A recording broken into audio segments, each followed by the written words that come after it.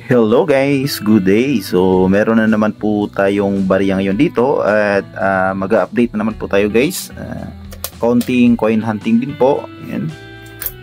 At ano kaya ang i-update natin ngayong mint year or variation. So medyo marami po tong barya natin dito. Ayan, halo-halo po. May mga 1 peso, may 5 piso, 10 piso at 20 piso. So update guys sa mga coins na ating mga nahan itong mga nakaraang araw. At bihira na rin po tayong makakapag coin hunting. So tignan natin to kung ano bang meron dito. Baka meron tayong makikitang semi hard to find out of these coins. At the end of the video ay update natin, mag-select po tayo ng isang barya na i-update po natin ang record at percentage at kasalukuyang price appraisal sa numista. So yan guys, coin update tayo ngayon, coin hunting. At bago po natin ito simulan ay mag intro muna tayo.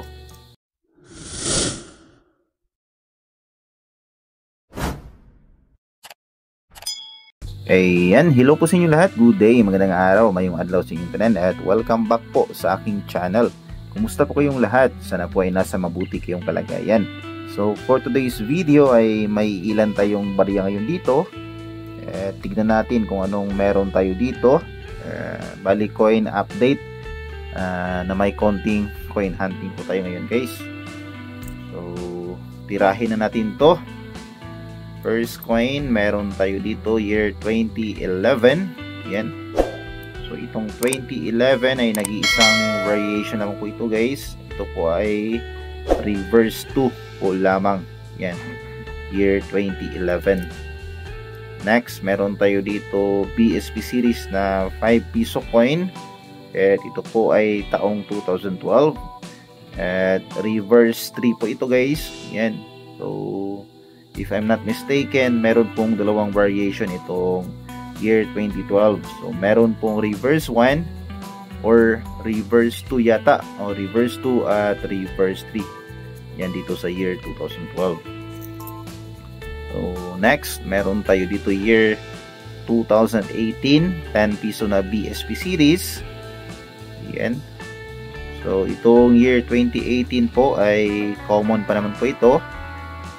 Wala pa po itong masyadong malaking collector's value sapagkat ito po ay common na mint year lamang.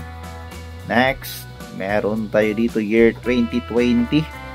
Yan, ito naman pong year 2020 noong nakaraan. Ito po ay nagiging semi hard to find. But for now, I guess ito po ay nagiging common na lamang po. Yan sa kasalukuyan. So, itong year 2020, isa sa mga candidate natin for updating. So, next, meron tayo dito year 2019 na 5 piso NGC or New Generation Currency Series. Ayan. Ito naman po yung common na variant sapagkat ito po ay may dalawang variation. So, meron pong reverse frosted na year 2019. So ito po ay normal lamang. Yan, ito po ay common. Next, meron tayo dito year 2001, 10 piso BSP series. Ito po yung napaka-trending po na barya. Mga ilang taon na yata yung nakalipas. Yan, sapagkat ito daw po ay gold coin daw po itong year 2001 at dati po ginagawang sing-sing po ito year 2001. So iyon po ay walang katotohanan. Yan po ay nilinaw na po ng BSP na itong year 2001 same goes lamang po ito sa lahat ng mint years sa ating BSP series na 10 piso. Ito po ay gawa po sa bimetallic, so aluminum bronze ang kanyang center. Copper nickel yata itong kanyang ring. Yan. Ito po ay hindi po gold, hindi po ginto itong year 2001. So next, meron tayo dito year 2002. Yan, kasunod sa year 2001. Wala naman pong special sa baryang ito. Ito po ay common mint year lamang po. Yan, year 2002. Yan, common mint year. So next, meron tayo dito year 2018. Yan, 2018. Ito po ay yung normal lamang. So meron po itong variation na frosted. So itong year 2018 na normal ay common na lamang po. Yan. Or common talaga. Hindi po ito naging semi hard to find. So meron pa tayo dito. Another year 2018 5 piso NGC. Next we have here 2018 again. Yan. Year 2018 NGC na 10 piso coin. Next, we have here, yan ito guys ay frosted na year 2015. Yan. So itong frosted na year 2015 ay kakaiba po. Yan. Kung makikita nyo po, ito po ay may luster na parang nag-yellow. Yan, sa kanyang overs at dito po sa kanyang reverse. At kung mapapansin nyo po, malalaki po, mas bolder po ang pagkasulat nitong kanyang mga text. Yan, ang Bangko Sentral ng Pilipinas at ang taong 1993. Yan, mas bolder po at itong kanyang cogwheel ay halos po abot na po dito sa kanyang inner circle. Yan guys. Yan, so ito po yung isa sa mga nais nating mahan sa year 2015. Actually, ito po ay semi hard to find. Yan, isa po to sa mga candidate natin for updating. Next, we have here year 2020 na 20 piso coin. Yan, if I'm not mistaken, ito po ay common na coin lamang po. Ang hinahanap po natin dito ay yun pong upper mint mark na variant itong year 2020. Next coin we have here 2015 again, but this time ito po ay reverse 2. Ito po ay common na variation. Tabi natin yan, 2015. So next, we have here year 2018 again, common. And finally, last coin for today's coin hunting, year 2018 naman po na 5 piso na NGC. Yan. So yan guys, ang napili nating i-update, meron tayo 2020 10 piso at 2015 na 1 peso. So pipiliin natin itong 1 peso na year 2015. I-check natin sa talaan ko ng Nonista kung magkano na ba ang current status. Ano ba ang current status ng barang ito? Ayan na. Ayan na.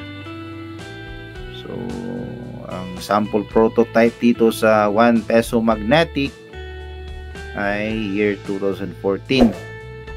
Ayan, standard circulation coin po ito, 2003 to 2017. Ito po ay mga magnetic, gawa po sa nickel plated steel. So sa mga hindi po nakakaalam, meron pong dalawang variation or dalawang uri ang BSP series na 1 peso. Merong magnetic at non-magnetic. So sa case ng year 2015, siya po ay pasok sa magnetic na uri na 1 peso BSP series. Punta tayo guys, nandito ang kanyang reverse die type varieties. Yan, may reverse 1, reverse 2 at reverse 3. So check natin ang year 2015 kasi ito po yung i-update natin. So year 2015 reverse 2, yan yung nahunt natin kanina. Ito reverse 2, 21% po ang kanyang kasalukuyang percentage. So medyo common to po talaga, pero medyo malalaki na po dito ang kanyang price appraisal guys. So sa kanyang good condition 11, very good 12, fine, very fine 12 pesos, extra fine naman umangat ng 1 peso 13 pesos, sa almost uncirculated ay 21 pesos, at sa kanyang uncirculated na condition ay 63 pesos. So not bad dito sa kanyang reverse 2. Dito naman po sa reverse 3, ito po yung normal na reverse 3, 9%. So medyo mas mababa. And sa kanyang price appraisal sa very fine at extra fine, 5.90 pesos. Sa kanyang almost uncirculated ay 19 pesos at sa kanyang uncirculated ay 44 pesos. Dito naman po sa reverse frosted or sa frosted na year 2015, ito po yung hawak natin. Yan.